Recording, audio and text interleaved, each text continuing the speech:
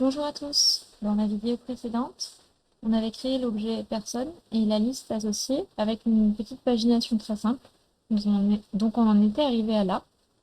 Dans cette vidéo, on va s'intéresser au formulaire en faisant un formulaire de création de personne, un formulaire de modification d'une personne et en accédant au détail d'une personne, en voyant le détail des champs sur une personne. Donc je vous montre rapidement ce que ça doit donner à la fin de la vidéo. On va avoir le même tableau, mais avec la possibilité de cliquer sur chaque personne, la possibilité de modifier chaque personne, avec un formulaire très simple, et pareil au niveau de la liste des personnes, la possibilité d'ajouter une personne. Donc c'est l'objectif de cette vidéo. C'est parti.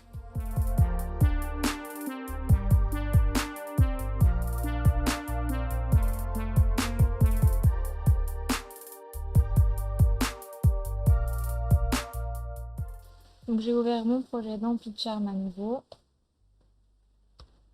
Et pour commencer, comme c'est le premier formulaire qu'on va créer dans ce projet, on va devoir créer le package Python formulaire.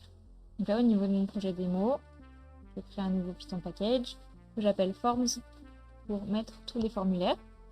Et au sein de ce package Forms, on va créer le fichier pour les formulaires de personnes. Donc on va l'appeler personne tout simplement, comme pour nos vues. Voilà, donc au sein de ce fichier, l'objectif c'est d'y mettre les formulaires qui sont liés aux personnes. Donc nous, dans cette vidéo, on va faire très simple. On va utiliser le même formulaire pour la création et pour la modification. Donc on va utiliser cette classe que j'ai appelée personneForm, qui va étendre donc modèle forme de Django. Donc on indique que ce formulaire concerne les objets personnes. Et ensuite, on indique les champs qui doivent apparaître dans le formulaire. Donc, par exemple, on ne veut pas avoir la date de création ou la date de modification, qui sont des dates qui se mettent à jour toutes seules et qui sont gérées par Django. Nous, on veut plutôt avoir nom, prénom, email, adresse, code postal, ville, téléphone et commentaire. Vous pouvez très bien créer un formulaire pour la création et un formulaire pour la modification, en l'appelant par exemple personne create form et personne update form, avec des champs différents si besoin. Pour l'instant, on va faire simple, on a ce formulaire-là qu'on va utiliser dans tous les cas. La deuxième étape après avoir créé ce formulaire, c'est on va créer le template HTML de formulaire de personne.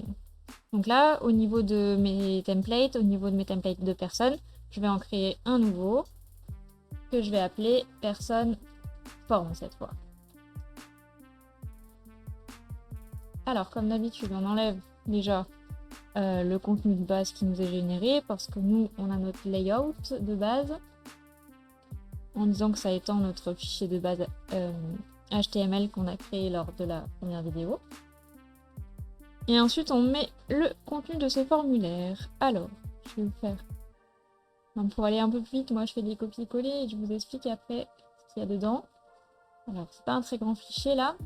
Alors, on va utiliser le même template HTML pour la création et pour la modification. Comment on va savoir si on est dans le cas de la modification? C'est si on a un objet courant. Si on n'en a pas, c'est qu'on est en train d'en créer un, il n'existe pas encore.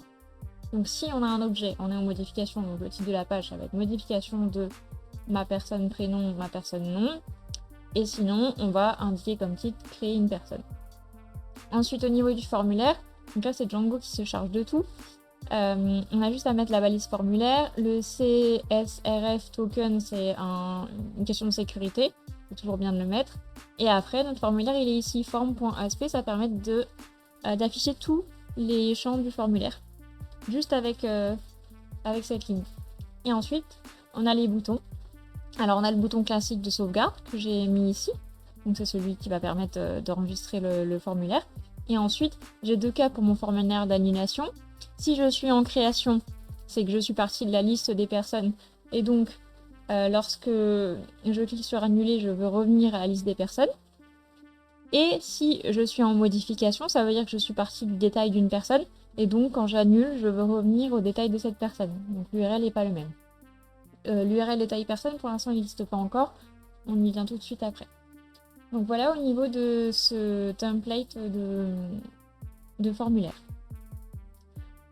Ensuite, il va falloir utiliser ce template et notre formulaire dans une vue. Donc là, on va dans le fichier views-person.py qu'on avait déjà utilisé lors de la dernière vidéo.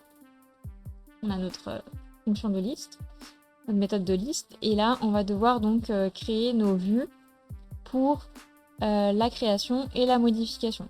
Donc ces deux classes qui vont étendre les classes basiques de Django pour ces choses-là. Donc mon create person, il va étendre create view de Django. On lui dit que le modèle concerné c'est personne, que le formulaire qu'on va utiliser c'est person form, et on lui indique aussi le nom du template à utiliser, donc c'est le template qu'on vient juste de créer à l'instant.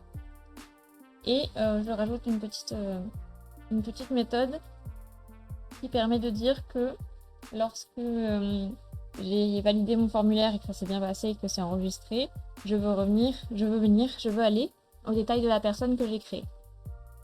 On va faire exactement la même pour le update person. Ils vont être vraiment très similaires, hein, mais vous pouvez sans problème ajouter des choses à ce niveau-là ou utiliser des formulaires différents aussi, hein, comme dit. Donc là, ça étend cette fois update view. Je suis toujours sur le modèle person, j'ai toujours le même template et je redirige toujours vers la même vue à la fin. Étape suivante, je veux maintenant pouvoir accéder à ces vues que j'ai créées. Et donc pour ça, je dois les indiquer dans urls.py, les URL de mon application. Donc à ce niveau-là, je vais devoir ajouter une URL pour la création et une URL pour la modification. Et la différence entre les deux, c'est qu'en création, j'ai pas de paramètres particuliers, alors qu'en modification, je dois indiquer quelle est la personne que je suis en train de modifier. Donc pour ça, dans l'URL, je vais avoir l'ID de la personne, l'identifiant de la personne, la primary key. Voilà, et donc je leur donne des noms à ces deux vues, create person et update person. Donc là, normalement, j'ai tout ce qu'il faut pour ma partie formulaire. Il faut maintenant qu'on travaille sur la partie détail de la personne, parce qu'on a mis une URL dans une des vues vers le détail de la personne, mais cette vue n'existe pas encore. Donc on va commencer par le template HTML. Au niveau de mes templates, j'ajoute un nouveau template qui va être cette fois personne détail. Hop, j'enlève le contenu. Je mets mon layout comme d'habitude. Alors là pour le contenu, en gros la personne elle va être intégrée dans le template avec la variable personne qui correspond du coup au nom du modèle. Donc par exemple si dans mon template j'écris cette variable personne.nom, bah, ça va bien écrire le nom de la personne sur laquelle je me trouve à ce moment-là.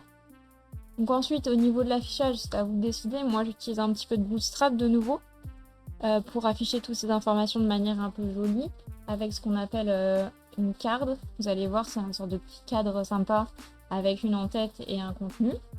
Donc dans mon en-tête, je dis qu'il s'agit des coordonnées de ma personne. Je lui donne une petite icône crayon. Donc ça, je peux le faire parce que j'utilise Fontosum dans mon base.html. Vous l'avez montré lors de la première vidéo. Si je réouvre. Voilà, j'ai Fontosum ici qui me permet d'utiliser certaines icônes. Et donc c'est celle que j'utilise là pour le crayon. J'ai perdu ma vue. Voilà, mais vous pouvez aussi faire un bouton classique. En tout cas, voilà, j'ai une URL qui pointe vers ma mise à jour de personne. Et ensuite, dans le contenu de ma carte, j'ai indiqué le nom de la personne, son prénom et toutes les informations que je voulais afficher. Donc c'est toutes les informations qu'on a sur notre modèle actuellement. Voilà pour la partie HTML de la personne. Ensuite, il faut que je puisse accéder à cette page, donc je vais l'ajouter dans les URL. On n'a pas besoin de faire de vue parce qu'on va être sur une vue tellement classique et proche de la vue basique de détail Django qu'on peut l'appeler directement dans les URL. Donc je vais me remettre sur l'URL, je vais remettre quelques fichiers. Hop. Non, c'est pas le bon. Hop. Voilà, alors là au niveau de ces URL là, je vais ajouter mon URL de détail de la personne. Et donc je vais le faire comme ça. C'est un peu plus long parce qu'il y a la vue en même temps. Donc je lui dis que mon URL c'est personne avec indiqué l'ID de la personne sur laquelle je veux voir le détail. Ensuite je lui dis que c'est une détail view de Django basique. avec le modèle, c'est la personne, et le lien vers le template. C'est tout ce dont j'ai besoin parce qu'il va savoir tout seul qu'il doit récupérer la personne en fonction de la priority que je lui ai donnée ici. Voilà, et ma vue, je l'appelle détail personne. Dernière étape avant de pouvoir tester tout ce qu'on a fait, c'est de pouvoir accéder à ces écrans d'update et de create et de détail à partir de l'écran qui existait déjà, c'est-à-dire de l'écran de liste. Donc, on va revenir sur mon template de liste qu'on avait ici. Et donc, je veux deux choses. Je veux un lien sur le nom de la personne qui mène vers le détail de la personne. Donc ça, on va l'ajouter tout de suite au niveau de la première colonne. Là, au lieu d'avoir juste personne.nom, j'aurai la même chose, mais avec en plus le lien vers le détail de la personne. Et la deuxième chose dont j'ai besoin, c'est le bouton de création que je vais mettre tout en bas de la liste. Et voilà, que je vais coller à droite pour que ce soit plus joli. Et donc, c'est ma vue créée de personne qui s'affiche ici.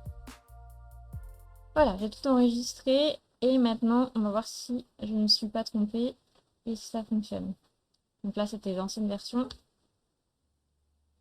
Ça a l'air de fonctionner bien. Donc, on a les liens qui se sont affichés au niveau des noms des personnes. Et le petit bouton « Ajouter une personne ». Donc, on va tester tout ça.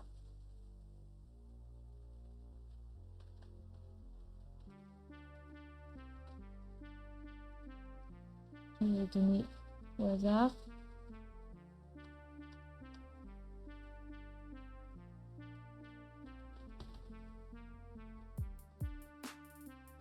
Le numéro de téléphone est obligatoire aussi. Le commentaire non, il n'est pas obligé d'en mettre un. J'enregistre. Donc voilà, mes informations sont enregistrées. On a un problème avec l'adresse. Alors on va regarder vite fait. Je crois que c'était un problème qu'on avait déjà la dernière fois. Voilà, c'est là j'ai mis personne.getAdresse complète str. C'est une erreur de ma part, alors qu'en fait dans le modèle, on a bien getAdresse complète str. Donc c'est pas ça le problème, c'est l'inverse. Là, je suis sur ma liste, j'ai la bonne adresse. Par contre sur mon détail, voilà, j'ai mis getAdresse complète. Il faut rajouter str et ça devrait fonctionner. On vérifie. Voilà, 3 rue de la Pomme, 68003 Lyon. J'ai tout et je peux modifier cette personne si je le souhaite.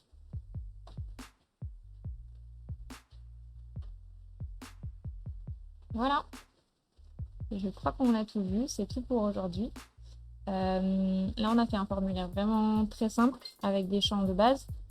Dans la suite, dans certaines vidéos, je vous montrerai comment faire des composants de formulaire un peu plus compliqués, comme des listes déroulantes avec de la saisie semi-automatique, ou même pouvoir sélectionner parmi un tableau. Donc voilà, ce sera des choses qu'on verra dans les vidéos suivantes. Merci d'avoir regardé cette vidéo.